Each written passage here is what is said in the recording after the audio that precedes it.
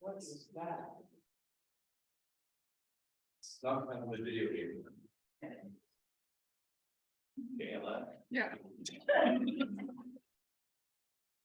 Bear with us for technical difficulties.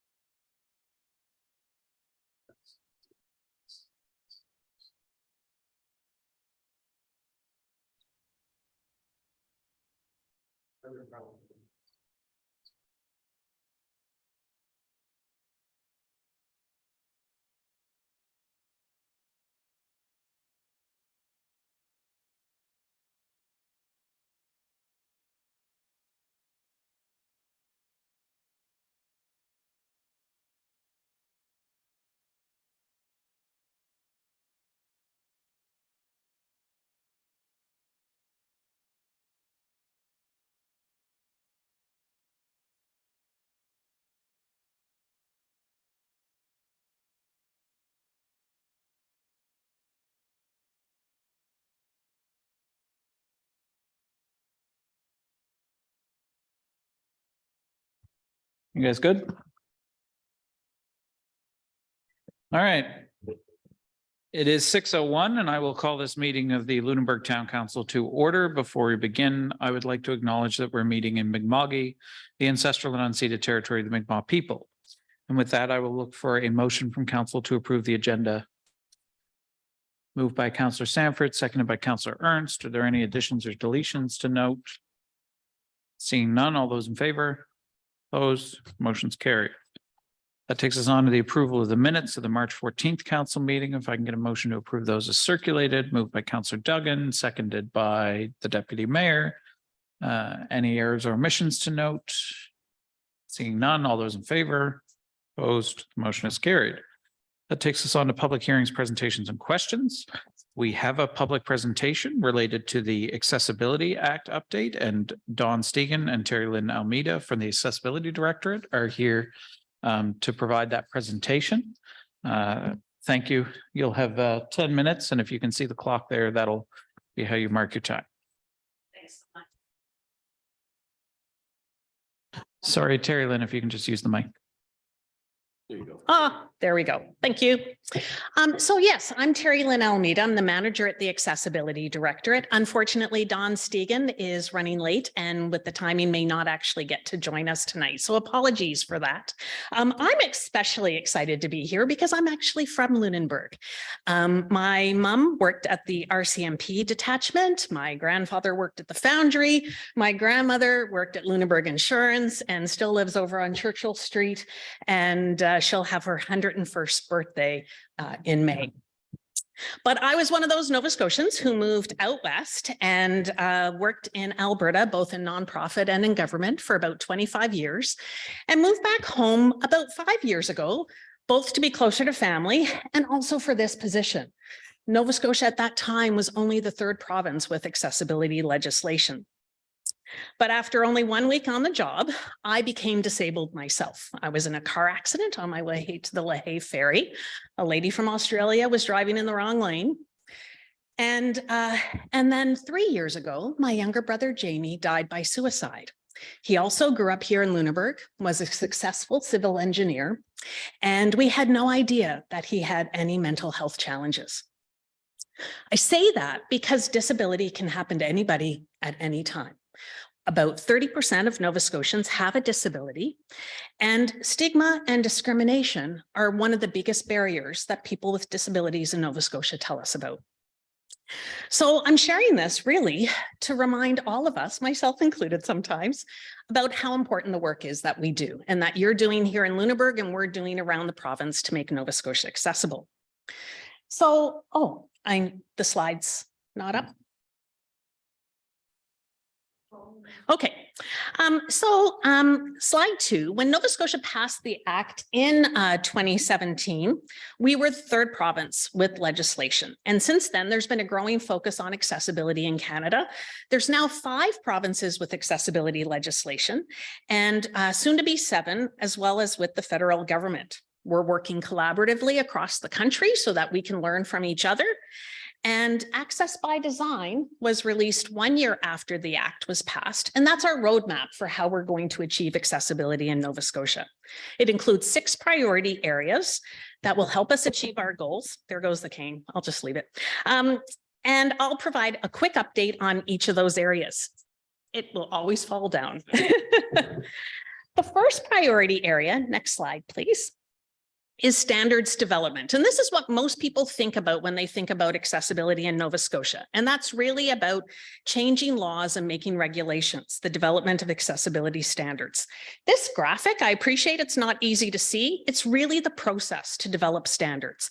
And it's a very collaborative process that begins with the board, the Accessibility Advisory Board, establishing a standard development committee, developing recommendations, getting consultation from community and from First Voice, people with disabilities themselves, and making those recommendations to government. The Minister of Justice then asks government to review those recommendations and start to develop a draft standard. The draft standard is posted publicly for at least 60 days for people to be able to provide comments on the draft standard before it's finalized and adopted in regulation. The first standard, next slide, please, that we're expecting to be enacted is the built environment standard. The draft standard is expected to be posted for public comment later this spring. The recommendations were submitted back to Minister back about 2020. Oh, I'm sure it's going to tell me there, 2021. This is where Dawn would be speaking. And then we've had an interdepartmental working group from across government to develop that standard. It's important to note that the standard is expected to apply to new construction and major renovations. That's what's in the wording in the draft standard. And I appreciate that there may have been language in the past that has talked about fully accessible and what does accessible by Nova Scotia 2030 mean?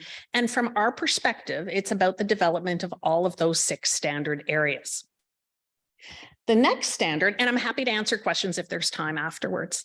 The next 5 standard areas are the other remaining areas under development. So the education standard has had their recommendations. The recommendations for a standard submitted to Minister, and now government will start to review those. The Employment Standard Development Committee is meeting regularly to develop their recommendations. The Goods and Services Committee will it be announced in the next month or two, and then we'll start to work on the next 2 standard areas. These standards are the minimum legal requirements that entities must follow once they're enacted, and there will be the appropriate notice period for that. Of course, it's always up to every organization to determine what else they might want to do beyond the standard area. The next slide talks about the other 5 areas of access by design. And awareness and capacity building, of course, is essential because you can't change everything about accessibility in Nova Scotia just by regulation. You need to also help to create awareness and capacity building around what accessibility means. Last year, we launched the first public awareness campaign for accessibility called Access Includes Everyone. And you'll see some of the videos on TV. You might recognize some of the images. And we also did a photography campaign around the province to increase the diversity of representation of Nova Scotians with disabilities. You may recognize the photograph here from Bridgewater Mall. And it's because we want to be able to show Nova Scotians with disabilities in their communities participating. Some of the other things we do are recognize Access Awareness Week and some of the other key dates. This leads us nicely into the next priority area in the next slide, which is about collaboration and support, because government can't do this by ourselves.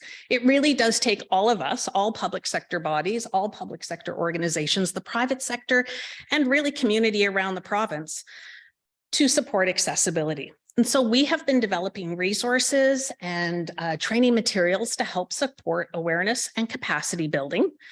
You may be familiar with the grant to AMANS to hire an accessibility coordinator that was provided.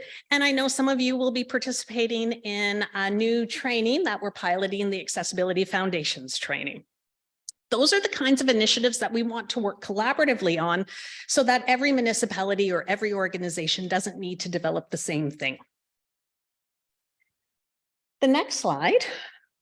Compliance and enforcement is the fourth priority area, because of course, if we're going to have acts and regulations, we're going to ensure that we are also ensuring compliance with those. But really, the act is very much about a collaborative approach, and the framework, the compliance and enforcement framework, is about collaboration and education. And it's only after that education and support that really is there still the opportunity to apply penalties and orders if it's necessary. But at the heart of it, it is around education and collaboration. Dawn, our executive director, who's just joined us, was named as the Director of Compliance and Enforcement.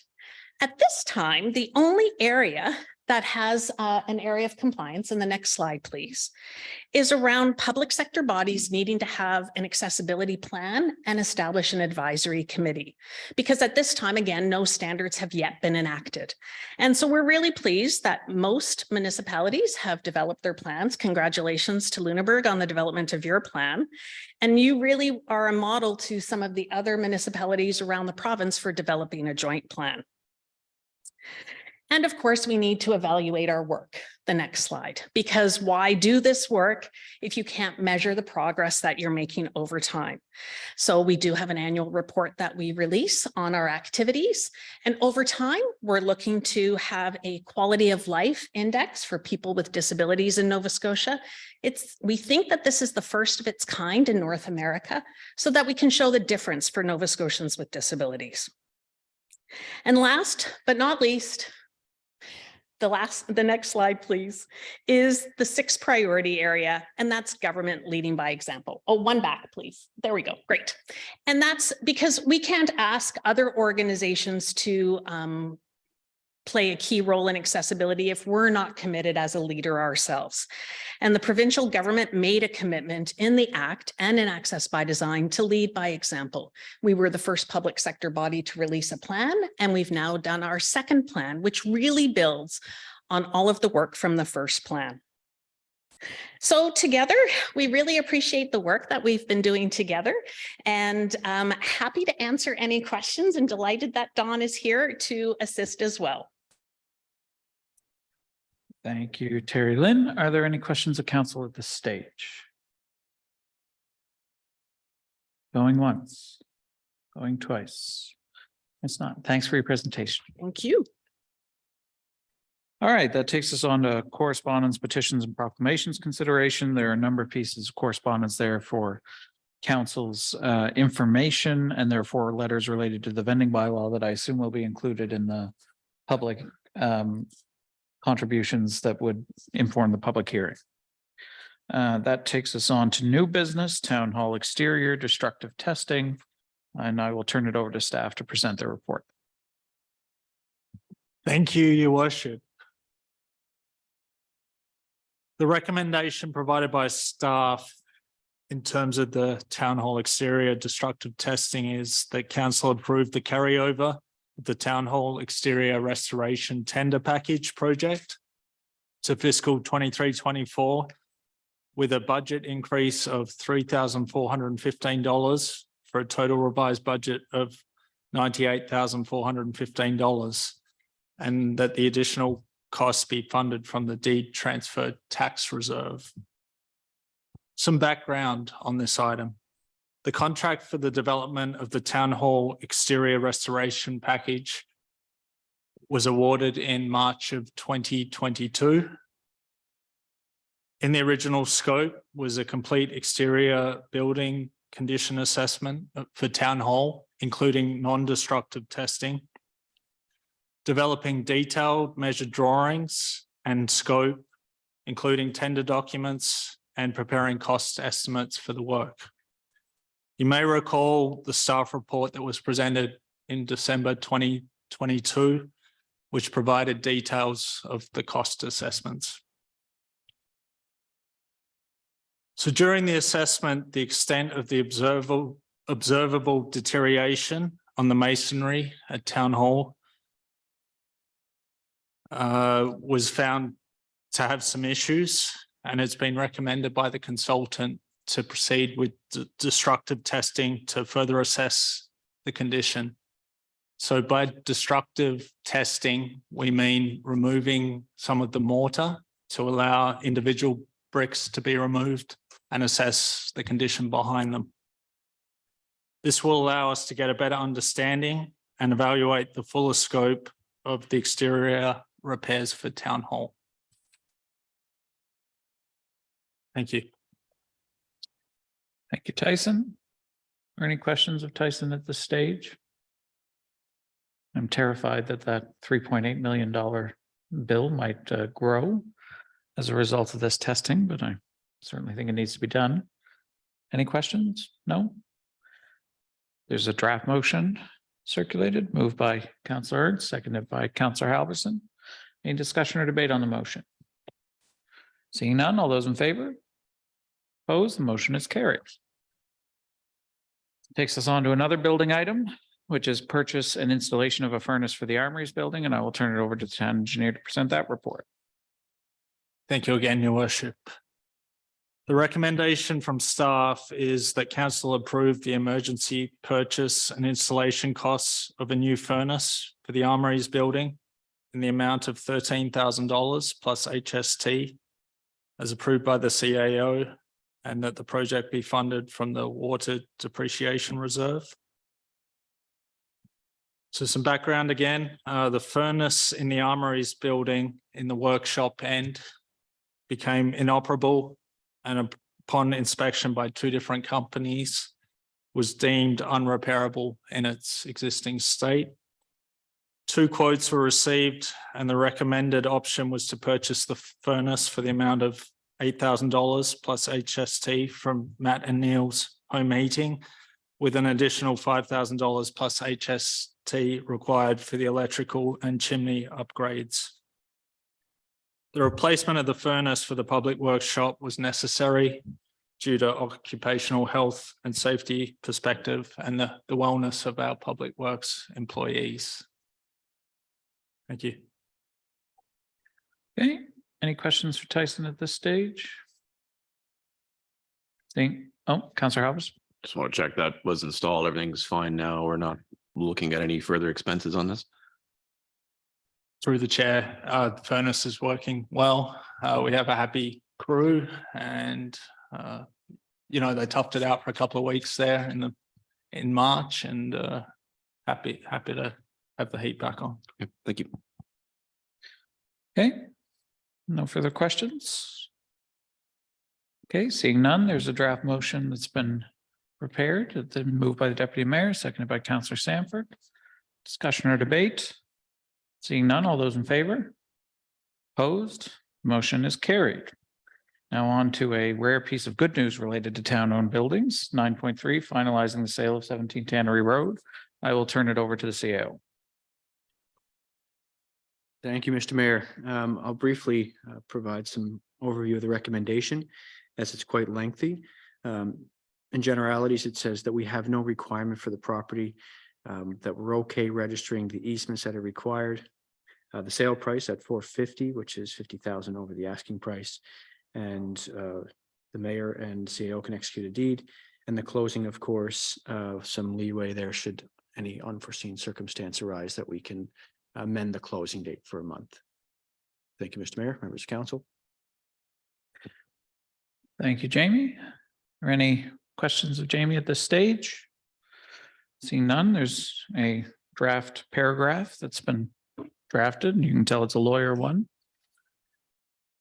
Before we move Oh, on. you have a question? Yeah, I just want to just be clear where just so people understand where the proceeds of this go as far as the town budget.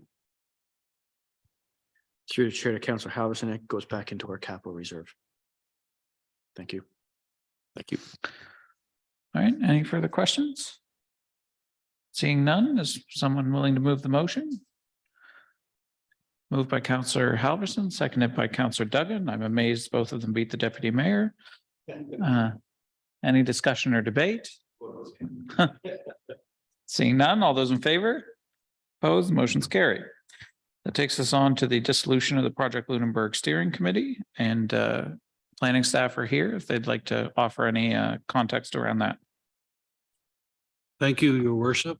For the public record, my name is Arthur McDonald and I'm the Director of Community Development. As per its terms of reference as amended by Council on November 24th, 2020, the Comprehensive Community Plan Steering Team purpose is to monitor the quality of the comprehensive community plan and updated municipal planning strategy, land use bylaw, subdivision bylaw, and heritage conservation district plan and bylaw. As they develop, they provided support, guidance, and oversight of the process and ensured that the scope of work is adhered to and milestones are met as per their requests for proposals related to the project. As the final project associated with the steering team, the Heritage Conservation District Plan and Bylaw is soon to be completed. Staff recommends the council dissolve the steering team as any input, support, and guidance from members is no longer required. We have a proposed motion for council's consideration, and that is my report. Thank you. Thank you, Arthur. Any questions for Arthur at this stage? Seeing none, there's a draft motion there. Is it anybody's pleasure to move the draft motion?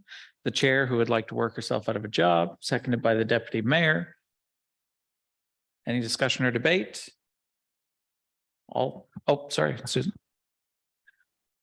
I just want to recognize all the amazing work and the numbers of hours that went into the work on the steering committee. So appreciative of the work that the councillors did that were involved, but I especially want to recognize our community folks that participated on that committee for 5 years.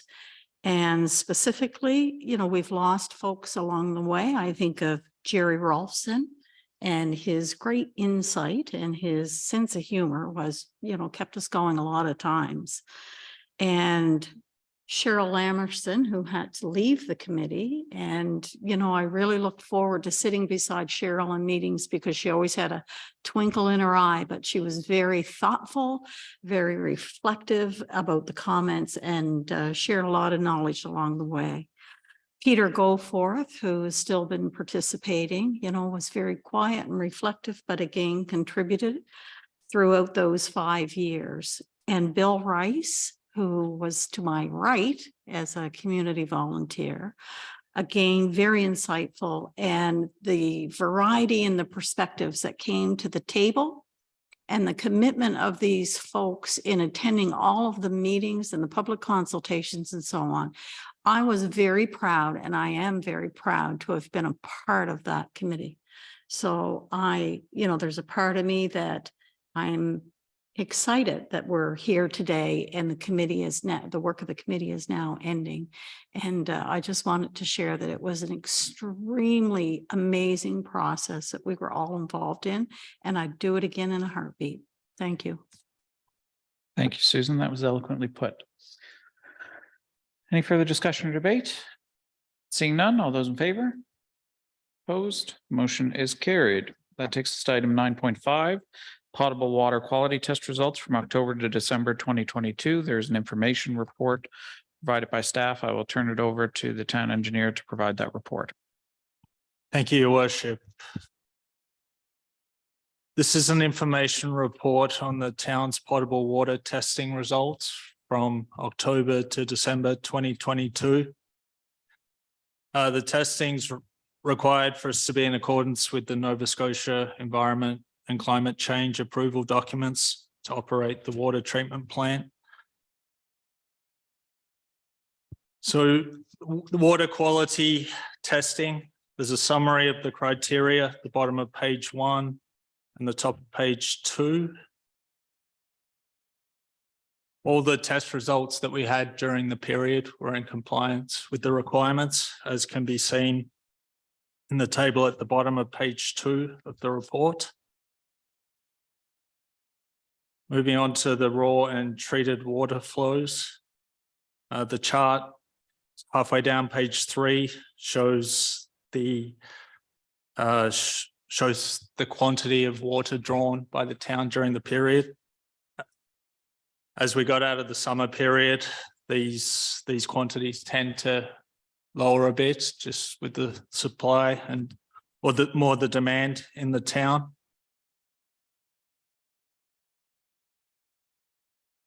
So during this period, the average daily raw water flow did not exceed the 30-day average water withdrawal permit limit. The 3-day maximum average withdrawal limit was not exceeded, and the treated water flow did not exceed the peak production rate within the quarter. So we're all in accordance with our water withdrawal permit. Water main breaks and repairs. There's a list of the water main breaks and repairs. All these repairs were performed by Public Works during the period, mainly relating to construction work and development going on in the town, unfortunately. But our guys did an excellent job repairing them. In terms of complaints, we had one complaint from the system up in Garden Lots on Old Blue Rocks Road. It's a complex part of the water system, so we are working to resolve this, but we're not quite there yet. That concludes the report. Thank you. Thank you, Tyson. Are there any questions of Tyson at this stage? Councillor Halverson. Through the chair, just curious to know, do you have a rough estimate on, again, this is all completed through Town Works folks, but there's still some materials and things. Do you know any approximate cost of what this costs to do these repairs? Through the chair, for the 4 that are listed there, I don't have anything on hand, but I can track down that information. Okay, thank you. Any further questions? All right, that takes us on to the wastewater quality test reports, and I will turn it over to Tyson once again to present those. Thank you, Your Worship. So this is an information report for the wastewater quality testing in the last quarter of 2022. The NSE approval documents to operate the wastewater treatment plant require certain tests to be carried out to verify the quality of the treated wastewater at the plant. Summary of the provincial and federal requirements is in the top half of page 2. In terms of the results for the quarter, the required number of tests per month for CBOD, suspended solids, E. coli, and pH were carried out, and all pH tests were within the required ranges. So the quarterly average is at the bottom of page 2 of the report.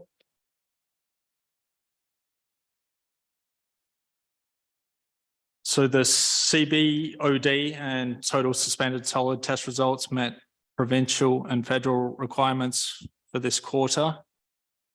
There were several isolated E. coli tests over the individual limit, but overall, when you average them all out, we were in compliance with our system and met the requirements. The lethality testing was performed during this quarter, and that's when they test the treated effluent with the trout, but we successfully passed that. That test is performed annually, so it'll be in the last quarter of 2023. There's the summary of the average daily flow of treated wastewater in the chart at the bottom of the page, and also the precipitation quantities. We did have one complaint from a resident, and this was as a consequence of the Tannery Road water main upgrades. A lateral got pinched during the work and it wasn't discovered till later. The contractor had left site, so it was an emergency situation. Public Works stepped in, made the repair, and then that cost has been back charged to the contractor, and then they'll have some reinstatement work to complete when conditions are more favourable. That concludes the report. Thank you, Tyson. Any questions for Tyson on the wastewater quality reports?